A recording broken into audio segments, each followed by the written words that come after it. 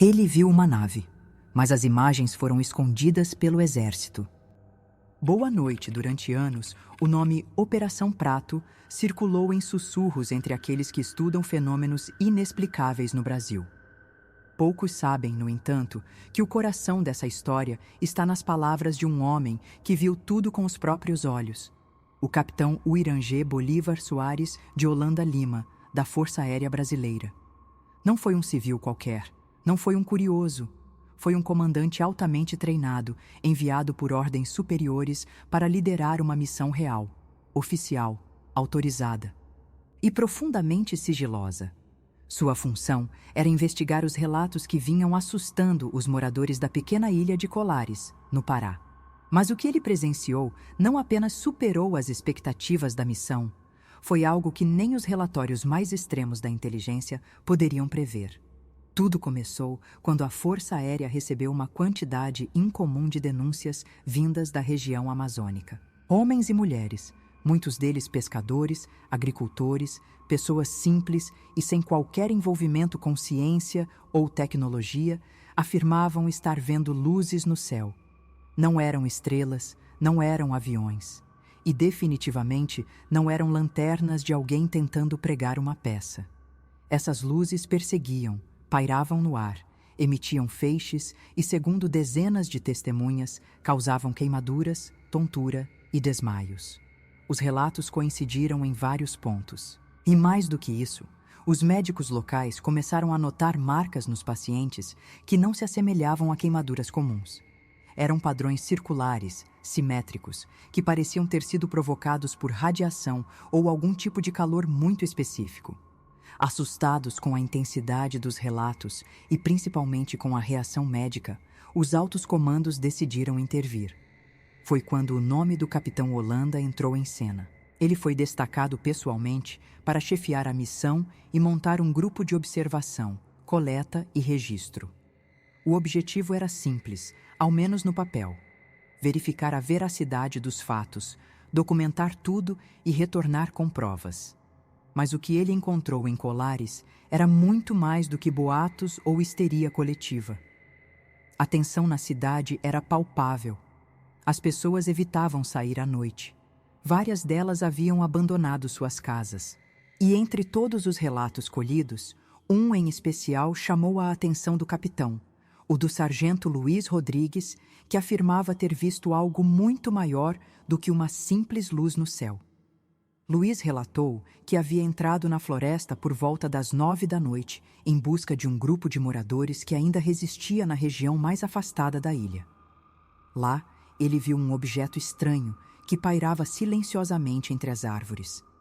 Não era apenas luz, era algo sólido, silencioso e com uma presença estranha. Ele não conseguiu ver todos os detalhes, mas a sensação de estar sendo observado ficou impregnada em sua mente. O capitão, intrigado, decidiu ir pessoalmente ao local na mesma noite.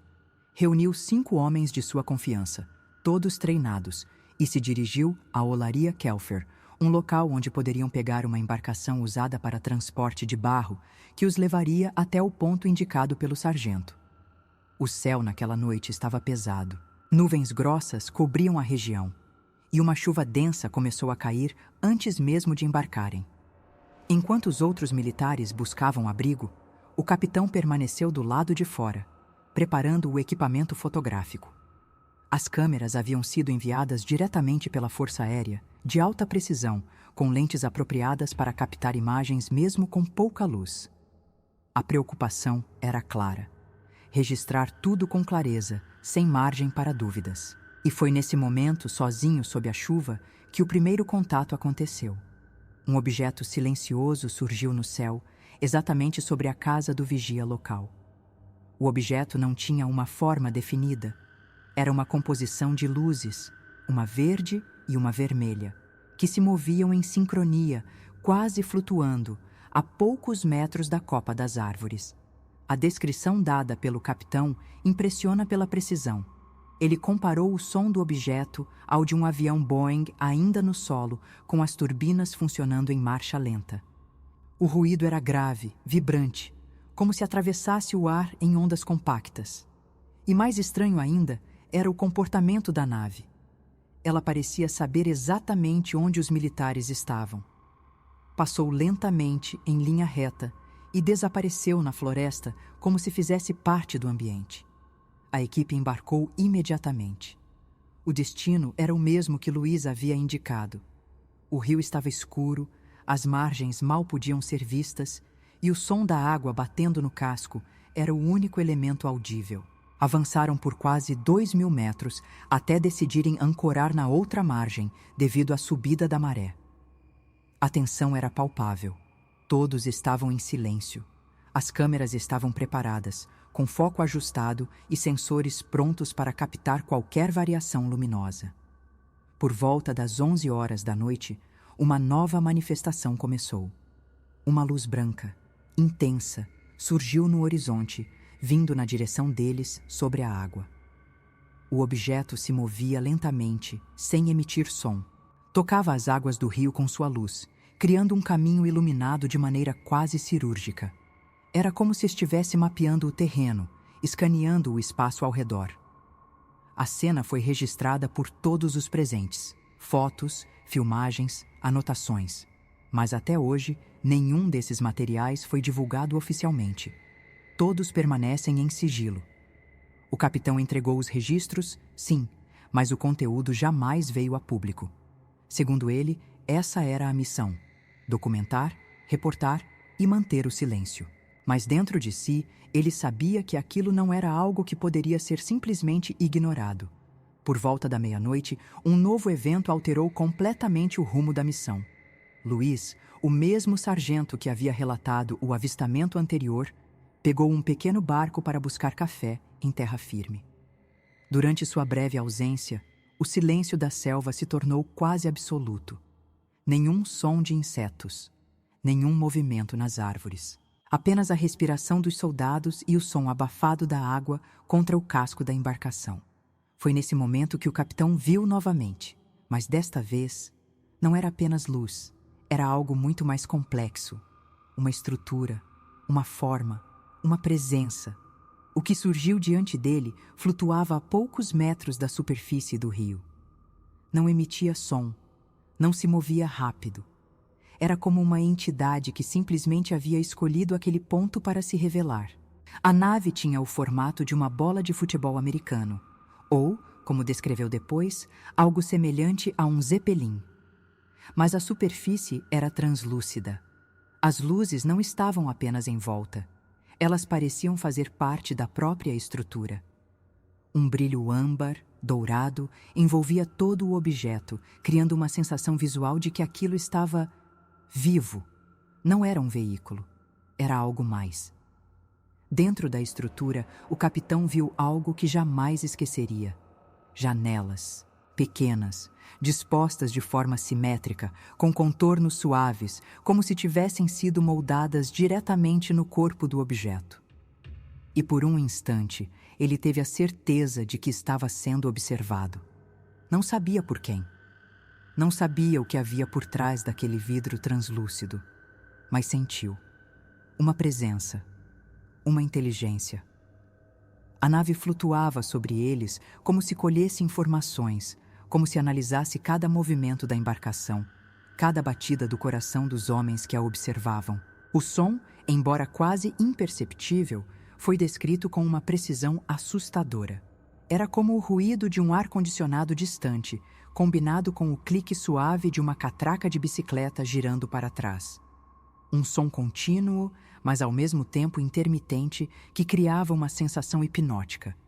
Os soldados, em silêncio absoluto, acompanhavam o capitão com os olhos arregalados. Nenhum deles ousou fazer um movimento brusco. Nenhum deles falou uma palavra. Apenas observaram. Apenas registraram. Apenas testemunharam algo que não deveria estar ali. Essa foi a primeira vez em toda a missão que o capitão teve a real noção da magnitude do que estavam enfrentando. Até então, eram luzes, fenômenos atmosféricos, talvez. Mas aquilo era tecnologia, era construção, era inteligência. Nada que ele conhecia ou que tivesse visto em seus anos de serviço na Força Aérea se comparava àquela visão. Era o tipo de experiência que não se esquece, que não se explica e que talvez nunca devesse ter sido registrada. A nave permaneceu ali, flutuando sobre a embarcação por tempo suficiente para ser observada em detalhe. Depois, moveu-se lentamente para cima, quase sem alterar sua posição. O movimento era tão sutil que mal se percebia sua ascensão, e então desapareceu por entre as árvores, deixando apenas a escuridão e o som da floresta retomando seu ritmo natural. Nenhum dos soldados falou. O capitão apenas respirou fundo, olhou para o céu encoberto e disse em voz baixa que aquilo jamais sairia de sua memória. Todos os registros daquela noite foram coletados, armazenados e enviados, mas nada foi divulgado. O relatório da missão continuava sendo preenchido com cuidado, e o silêncio era a regra. Um silêncio que começava a pesar sobre os ombros do capitão, que já não sabia mais se estava lidando com um fenômeno natural, com tecnologia de outro país, ou com algo que sequer fazia parte deste mundo. Mais do que luzes, mais do que relatos. A Operação Prato havia se tornado, para o capitão Holanda, uma porta aberta para um mistério que ia muito além das capacidades humanas de compreensão. E o que ele viu naquela noite foi apenas o começo. Minutos depois do desaparecimento da nave, os militares ainda estavam paralisados, como se uma parte deles tivesse permanecido naquele instante, naquela visão impossível de explicar. Ninguém ousava quebrar o silêncio, e mesmo os sons naturais da floresta pareciam ter voltado com timidez, como se respeitassem o que acabara de acontecer. O capitão observava o céu fechado, tentando reorganizar mentalmente o que havia presenciado. Tudo parecia surreal, mas estava ali, diante dos seus olhos. E então, enquanto ainda tentava processar aquilo, uma nova manifestação os surpreendeu. Desta vez, não era âmbar, era azul, intensa. A luz surgia da outra margem do rio, como se o céu tivesse aberto um olho sobre a floresta. A intensidade da luz azul era tão grande que iluminava toda a copa das árvores, criando uma paisagem distorcida, como se a selva tivesse sido transformada em outro mundo. A nave, sim, a mesma, estava agora em posição vertical, flutuando como se repousasse ou estivesse à espera de algo. O capitão relataria depois que jamais tinha visto uma coloração como aquela. Era uma luz viva, quase líquida, que se espalhava lentamente, tocando folhas, galhos e a superfície da água com uma suavidade desconcertante. O tempo, mais uma vez, pareceu desacelerar, e todos assistiram, sem saber se estavam sendo convidados ou advertidos. Durante 5 minutos, ninguém se moveu. A nave manteve sua posição, vibrando suavemente em tons azuis que oscilavam como ondas. Não havia som, apenas a presença. Os soldados, experientes e treinados, estavam como que hipnotizados. O capitão, mesmo diante da cena, buscava respostas lógicas, mas sabia, no fundo, que nada daquilo se encaixava em qualquer parâmetro conhecido pela ciência, pela engenharia, pela lógica militar.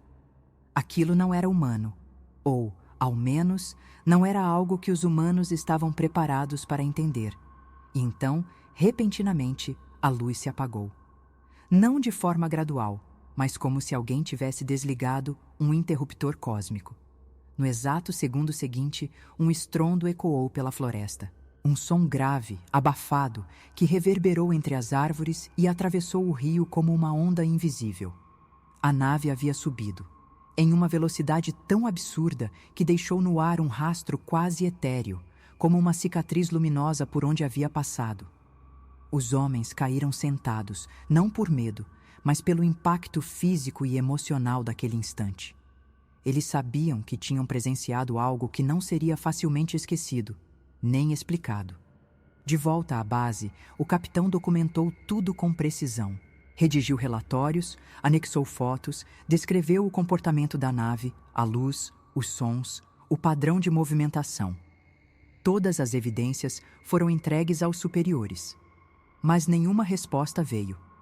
O material foi classificado como confidencial, e o que era para ser apenas uma missão de observação tornou-se um fardo para os poucos que participaram. Poucos meses depois, a Operação Prato foi oficialmente encerrada. Nenhum comunicado foi feito ao público, e todas as imagens, gravações e relatórios foram arquivados sob sigilo máximo, como se jamais tivessem existido. 2 décadas depois, em 1997, o capitão Uirangê Holanda foi encontrado morto, enforcado em sua própria casa. Oficialmente, suicídio. Mas entre os que o conheciam, sobraram dúvidas.